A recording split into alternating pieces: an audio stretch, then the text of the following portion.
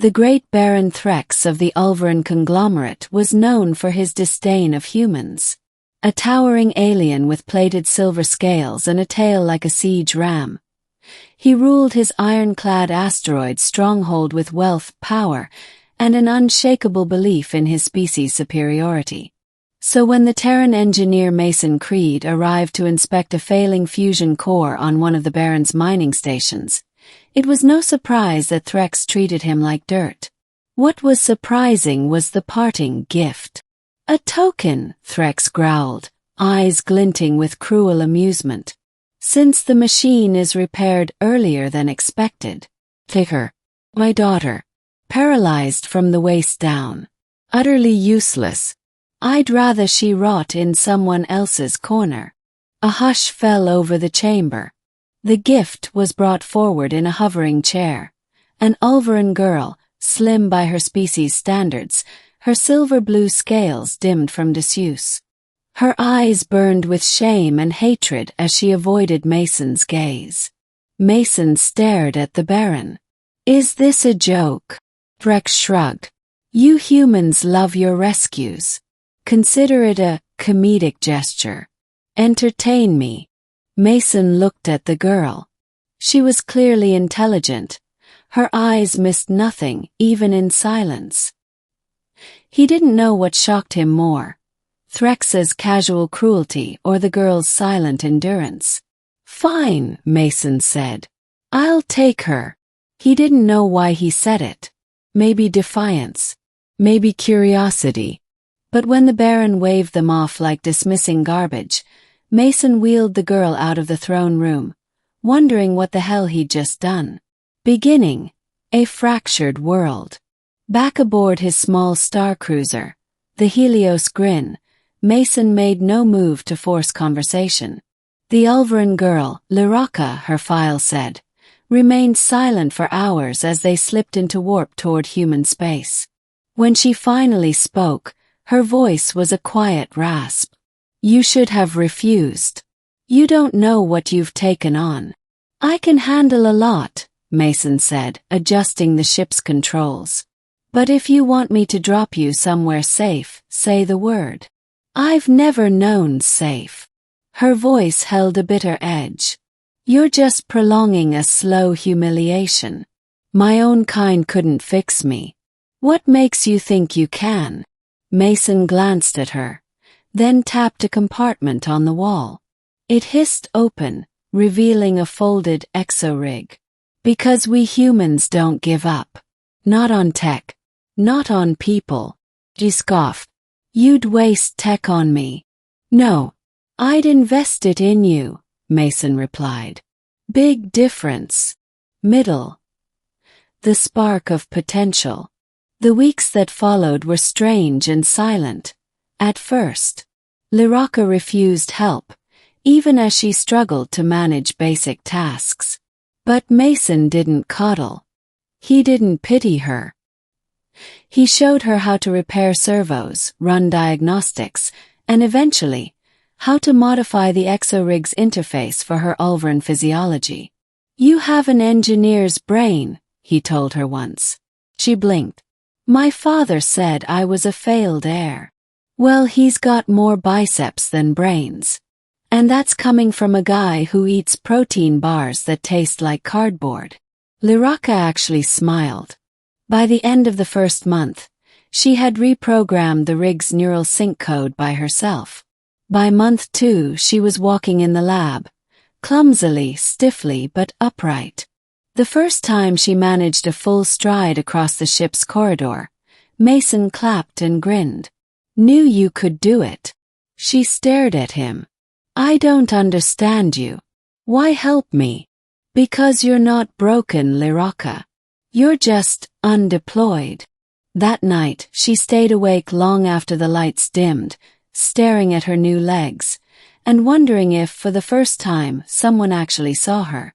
Rising tension. Enemies of the past. News traveled fast through the Ulveran elite. When Threx learned that his discarded joke was now walking, designing, and leading repair teams on the border colonies, his rage was volcanic.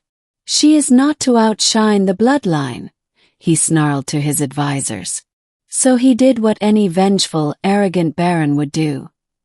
He put a bounty on Mason's head and dispatched a stealth ship to retrieve his daughter. Or eliminate her. One cold morning on the mining moon Halcyon 4, Mason and Liraka were overseeing a terraforming module when the sky lit with explosions. Unknown ship, Ulveran build. Came the warning from orbit. No transponder. It's coming in hot. Mason's stomach dropped. Liraka. Inside. Now.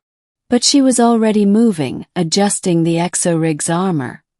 Her hands working faster than ever. You think I'll hide? They're here for me. The stealth ship landed hard. Outpoured armored Ulveran shock troops. Mason armed the turrets, calling for evac protocols. But Liraka. She stepped into the open with a modified pulse cannon of her own design. Hold fire, she shouted in her native tongue. Or I'll show you what a useless daughter can really do. The squad hesitated. One moved. Liraka's shot hit him square in the chest. The next volley came from the turrets. The rest fell back, caught between pride and the realization that this wasn't the same girl they remembered. The battle ended in minutes. The stealth ship was disabled. One captured officer confessed under pressure. Threx wanted her silenced. Her growing influence among humans, and even sympathetic Ulverons, was an embarrassment. Mason looked at her after the battle. You're not just walking anymore. You're leading. Liraka's eyes were cold fire. I think it's time I go home. Climax. The return. They arrived on Baron Threx's asteroid station under diplomatic pretense, but packed with a data core of every innovation Liraka had developed. Terraforming enhancements, neural sync tech, biotech overlays for injury reversal. I'm not here to beg, she told the docking authority. I'm here to offer a deal. The Baron greeted them with disdain. Back to seek forgiveness. Mason stayed quiet. This was her moment. Liraka stepped forward. No. I'm here to offer you something even your prized sons failed to build. A future. This data will triple your mining yields. Cure half your genetic defects. And it came from me, the daughter you mocked and discarded. Threx narrowed his eyes. And what do you want in return? She smiled. My own station. My own house name. And recognition as a sovereign engineer under the Treaty of 8 Worlds. The room went still. Threx was many things, cruel, proud, but not stupid. He saw the crowd watching. The data verified by his own staff. And his daughter standing tall and iron-willed, while the human beside her merely offered a calm nod. Accepted, the Baron hissed at last. Ending.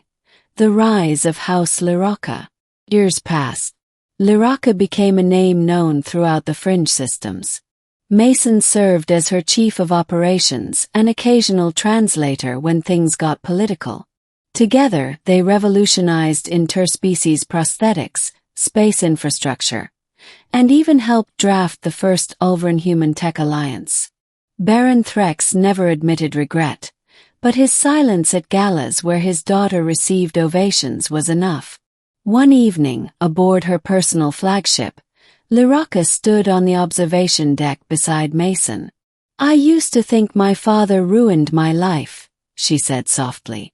And now, she looked out at the stars. He only gave me a reason to build one. Mason chuckled. Still think I wasted tech on you? She leaned against his shoulder, smiling. No. You invested in someone who no one else believed in.